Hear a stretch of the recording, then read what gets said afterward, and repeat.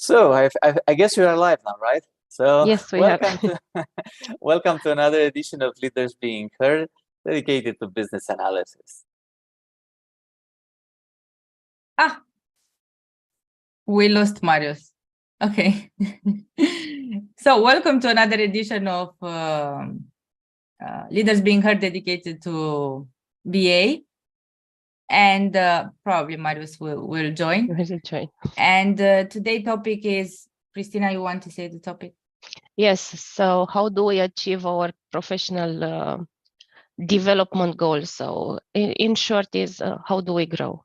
Yes, right? we have our host back.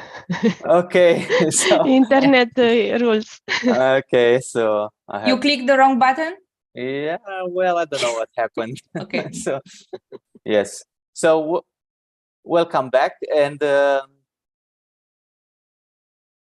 I'm Marius, and today with us is Christina and Andra. Welcome, ladies. And I have it that today you are familiar with the theme, right? So the theme today is how do we grow? How do we,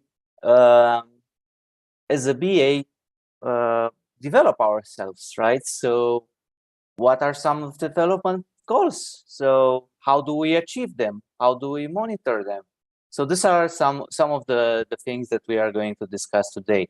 But first, the first question is, why do we need professional development? I mean, it sounds like a silly question, but let's see what you have to say about this. Why do we need? Because yeah, it takes time, it takes energy. Why do I need to do something special? Am I not doing it on the job?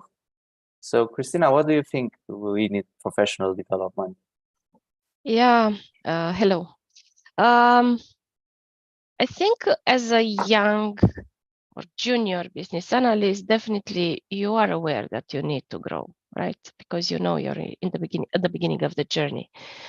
Then I think the question of why do I need to grow comes a little bit later when we get into our comfort zone and we see things get moving and we see maybe that other things might not go well and not necessarily our skills. So we are, I'm okay.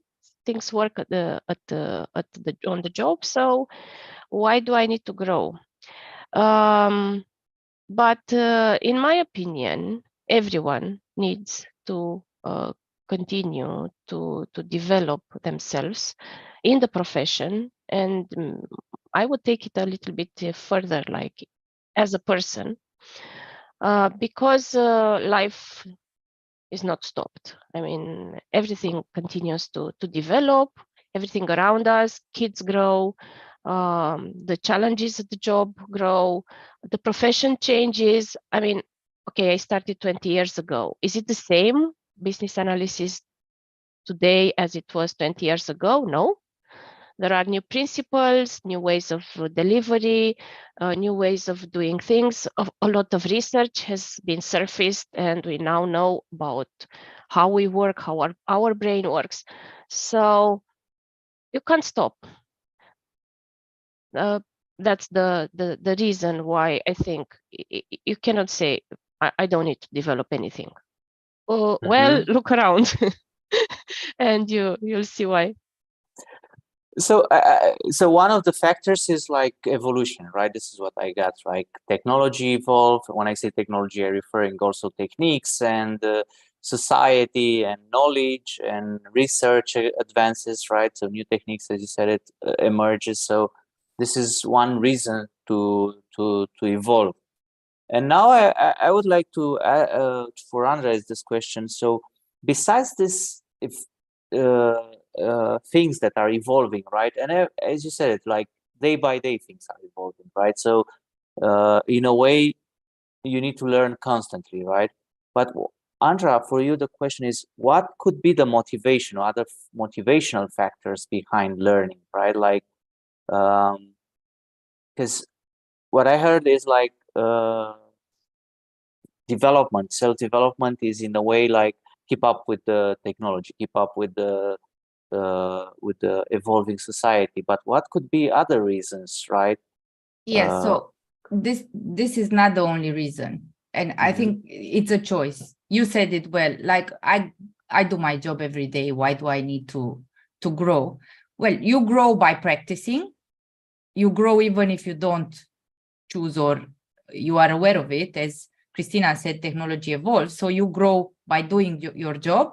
And then there is a difference if you are growing somehow in awareness, like you have some goals that are not related to what you practice day by day, or you want to go deeper into something. I was a BA for 20 years and something new appeared, and now I choose to study it in my own time or during work, but I do it in awareness. Yes.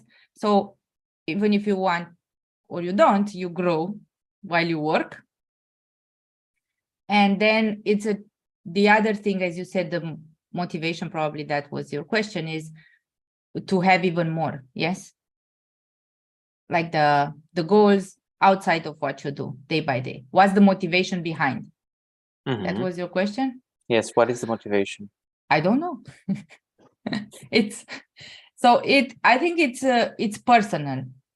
We are now living in a era in which growth and self-development, it's everybody. You can see it everywhere. There are many coaches. I am one of, yes. So everybody wants to grow. It's like part of the society. We are growing.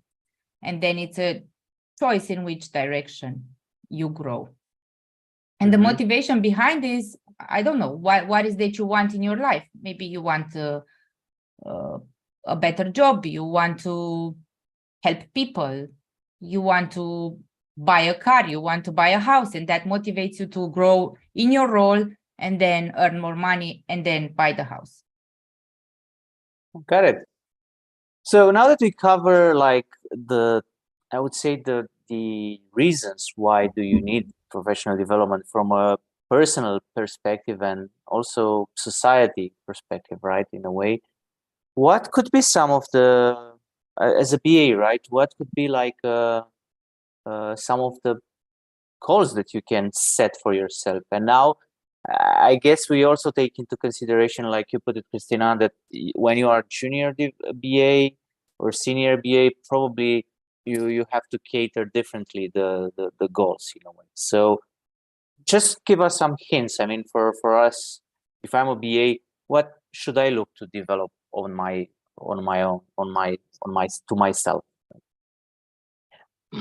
Definitely the area for development is infinite. I mean, and it's personal for each person, for each of us.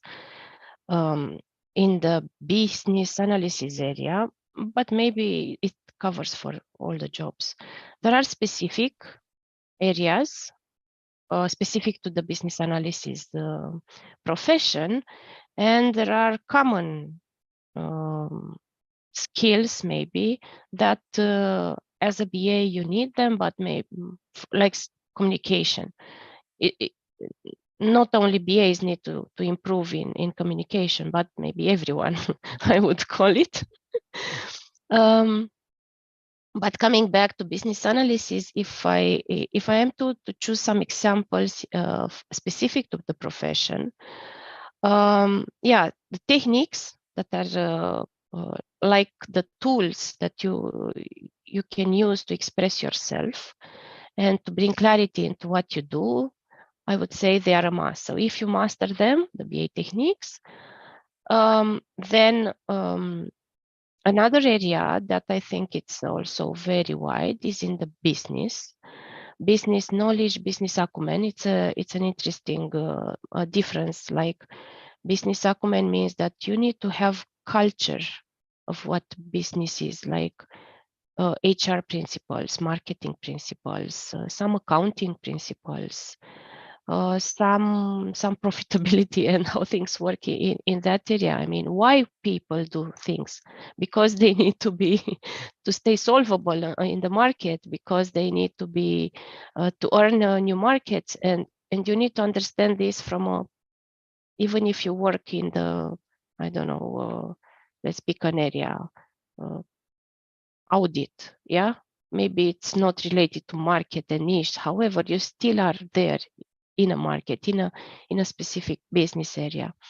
So there are some basic cultural, let's call it like that, knowledge that can be developed or improved, as well as business knowledge in the area that you're working, right? So, for example, again, if you work on a project in the audit area, then you need to understand the audit principles. There are principles there as well. There are methodologies which you need to learn them.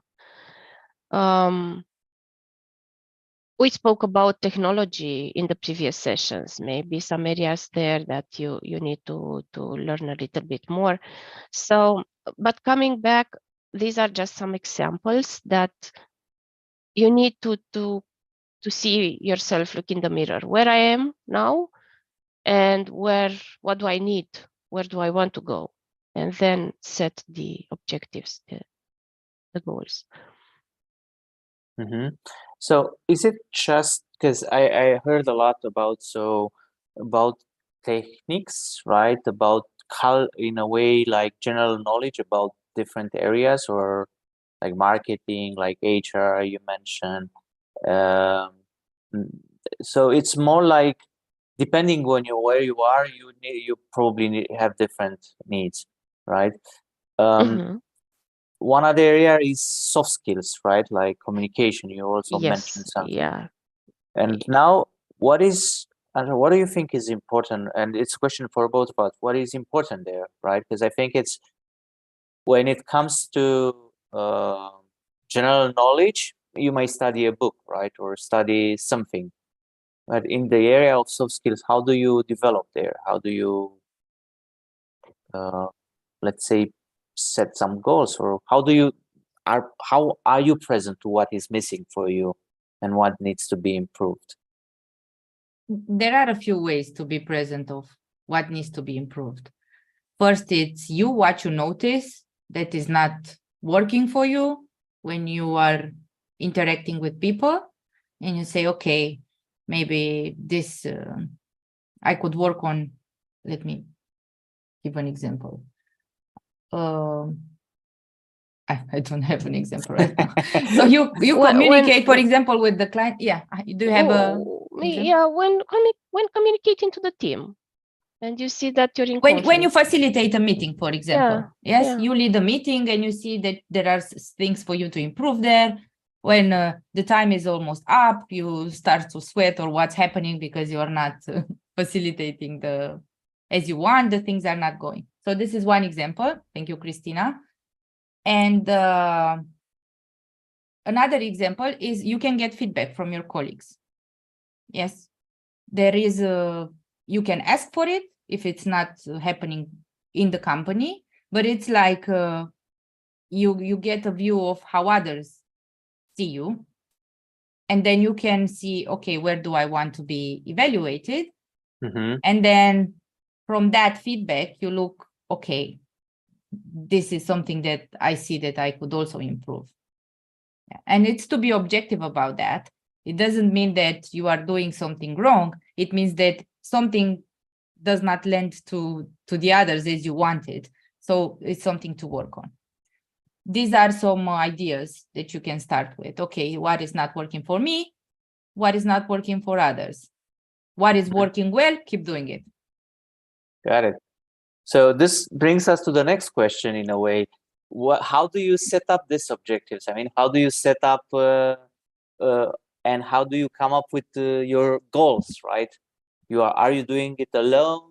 Are you doing it with a more senior colleague, with a mentor, with your manager? How do you, as a BA, end up with your goals? Let's put it like this.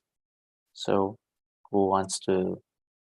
I can try. So, yeah. This is very interesting because the first person to know what you need is yourself, right? Definitely.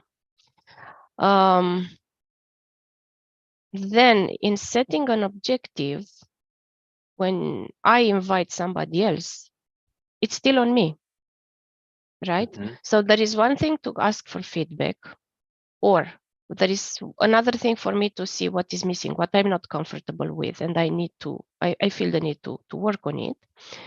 But in setting up the objective, it is either I do it alone just because I'm aware and I feel that I can handle it by myself, or there are items where I feel that it's not working on my own. How do I know that it's not working? Usually I try it myself and I see it doesn't work. So then I ask for help in setting the goal. But if we speak about soft skills, which is it's a different way for me. It's a different way to set objectives for soft skills than for a specific BA skill. For a specific BA skill, as Andra was saying, I will find a book, I will find an article. If I know what I'm searching for, I will have a chat with a colleague that I see I like how they do it, and I'll get to it. But in the soft skills, it's a little bit different for me. And then I ask for help. I do it alone. Then if I see I fail, I give it a second try with somebody to help. And usually, nowadays working with a coach, it helps. It brings clarity. Working with my manager, that's another way that works. What I see is that I don't choose one. So I don't go only with my manager or only with the coach. I combine them because I get different values. So it's in between, and it depends on the person and how present the person is to I want to do it. You mentioned something very interesting, because in a way it doesn't matter how you set up the goals, right? With a colleague, with a manager, you're on your own. But what it was interesting for me was you said something like it's your goal, right? So you have ownership on it. So now what comes to my mind is this question: does it happen sometimes to have objectives that are not yours? Or let's put it like this: companies want something, right? And you say, okay, I want it, but you do it because your manager asks you to do it, right? So you are not 100% on board, right? So this is a question for, I think, for both. What you can do then? How do you? Because I would assume it's not something that motivates you in a way, right? It's a bit disempowered because somebody imposed some objectives on you. You said yes, but you're, I would say, not responsible. So yeah. I can the way you say, you say, well, I said yes, but I don't want it. Then don't say yes. Yes. It's so there are like companies, I even experience that there are like KPIs at the level of the company, then it goes to the team, and then it goes to you. Yes. And then you speak with your manager and he says, this is what we need to achieve as a team, or he comes with them, this is what you do. And then it's a conversation. Yes, before you say yes, you can say, okay, I get that this is what we need. This is how I see it. This is how I see my contribution would be. So look at what is your part in that objective for the company. And then talk to your manager. Like before you say yes, discuss your concern with the manager. And in the end, if you do say yes, because this is what the company, yes, then it's, as you said, it's ownership. It's yours. In the moment you said yes, in the moment like you signed, if there is a development plan, it is yours. It doesn't go back to, well, but I actually did not want it. Yeah, well, it's a bit late for that conversation. You get my point. Yeah, once you choose, there is like no way back. Yeah, got it. This is how I see it. It's all about in conversation, in a way to see something and to address your concerns, right? And to to come up with something that works for you, not just to take something that you are not on board with. Right. Yeah. So this brings us to the next question. Now that you have the objectives, right, the goals, how do you manage them? How do you make sure that you achieve them, right? Shall I answer first? I don't know. So yeah, I think here we have different personal experience. the three here, the three of us. At least until now, I don't usually work with a plan. I set what I want to develop, but so at least in the last 10 years, I didn't have a clear plan how I will do it. But this didn't stop me from getting there. So the moment it's clear for me what I want to achieve, then I'm convinced that I will take myself there. So the activities arrange themselves, and what I do, and in the area that I am, somehow I get there. It is with a lot of personal time. It comes with a lot of I don't know, maybe challenges to frustrations. I didn't do it. I wanted to do it. I wanted to achieve it. I don't have it yet. So in this space, but eventually I get there. Lately, I kind of changed the way I do it. But this was much of the time how I used to do it. What is the benefit of changing that?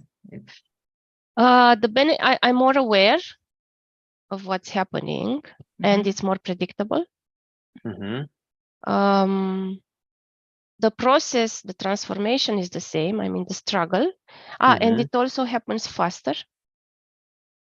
And that's interesting. If it happens faster, it's with less frustrations. So less time involved. It means don't have time to complain too much. You can estimate when you will have that.